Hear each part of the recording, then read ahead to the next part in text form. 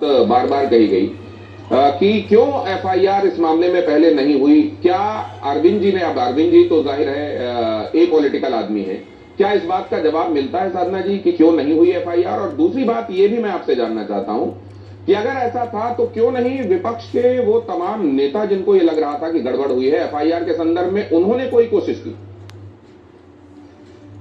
जी आदरणीय दिनेश जी, देखिए सबसे पहली बात तो ये कि आप कह रहे हैं कि कोशिश नहीं की गई, लगातार पत्र भी लिखा गया भाई, और लगातार ये मांग उठाई गई, क्योंकि गड़बड़ी अभी की थोड़ी ना है, गड़बड़ी 2021 में भी उठाई गई। आदरणीय प्रियंका गांधी जी ने भी ट्वीट भी किया था इस पर कि एक जमीन जो कि 2 करोड़ की है, 5 मिनट के बाद मात्र वो 18.5 करोड़ में खरीद ली जाती है ट्रस्ट के द्वारा, और गवाह भी सेम है दोनों में। और उसके बाद आप लगा लीजिए कि एक जमीन जो कि 2,92,86,000 रुपए की है, उसे ट्रस्ट के महासचिव चंपत राय जी के द्वारा 1,61,00,000 रुपए में खरीद लिया जाता है।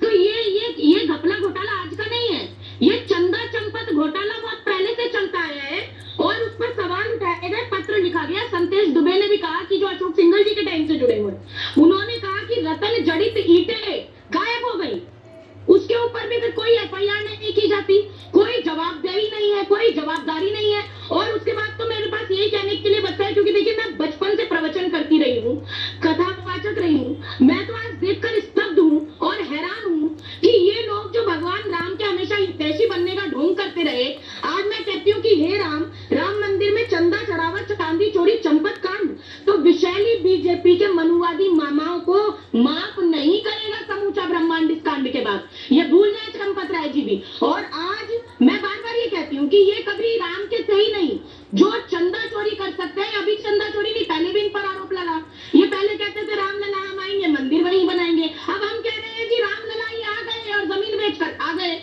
और राम मंदिर कोई भाजपा के आदेश पर तो नहीं बना था दिनेश जी, ये राम मंदिर तो माननीय सुप्रीम कोर्ट के आदेश पर बना था।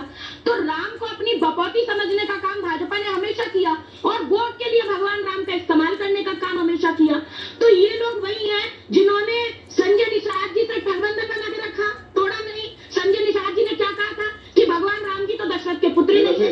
मैं पूछ कर दिनेश जी थक गई कि बताएं कि क्या भाजपा। तो आपके पास रेफरेंसेस की साधना जी बिल्कुल कमी नहीं होगी, क्योंकि आप कथा वाचिका हैं, तो आपके पास जाहिर है बहुत सारे रेफरेंसेस होंगे। लेकिन मैं एक बात जानना चाहता हूं, ये क्या ट्रस्ट की तरफ से पहले इंटरनली ये कोशिश करना और उसके बाद उनको ये लगना कि हम शायद उस तरीके से नहीं कर पाएंगे, तो ये उनकी तरफ से अभ्यर्थना जाना कि आप इसके लिए एक जांच कमेटी बनाइए और जांच कराइए? क्या यहां पर आप ये भी समझती हैं कि ये गड़बड़ अगर हुई तो उन्होंने भी इसको फ्लैग किया और कराने की कोशिश की? आपको लगता है मामला इतना सरफेस में आ चुका था कि फिर कोई रास्ता बचा नहीं था, इसलिए उनको दिखाने के लिए सही ये करना पड़ा?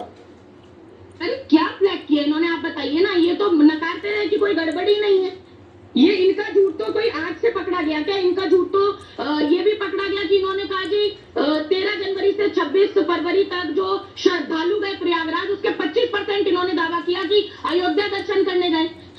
तो जब 16 करोड़ 66 करोड़ लोग गए, 66 के आप लगा लीजिए 25%, तो 16 करोड़ के लगभग 13 से 16 करोड़ हो गए। 13 से 16 करोड़ लोग अगर जा रहे हैं और दान दक्षिणा कर रहे हैं, तो 100 रुपए भी एक ने चढ़ाए होंगे तो 1600 करोड़ रुपए होते हैं। इनका आधिकारिक आंकड़ा 82 करोड़ का है, इनका ये झूठ भी पकड़ा गया।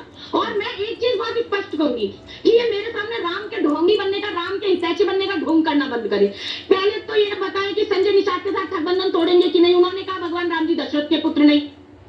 नरेश अग्रवाल जी ने भगवान राम की तुलना, रंग से माता सीता की तुलना शराब से क्यों, उन्हें राज्यसभा क्यों भेजा?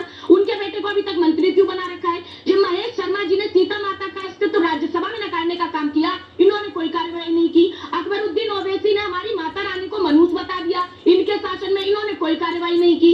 और फिर ये बड़े ढोंगी और तो शिकायत सिर्फ दान राशि का नहीं है?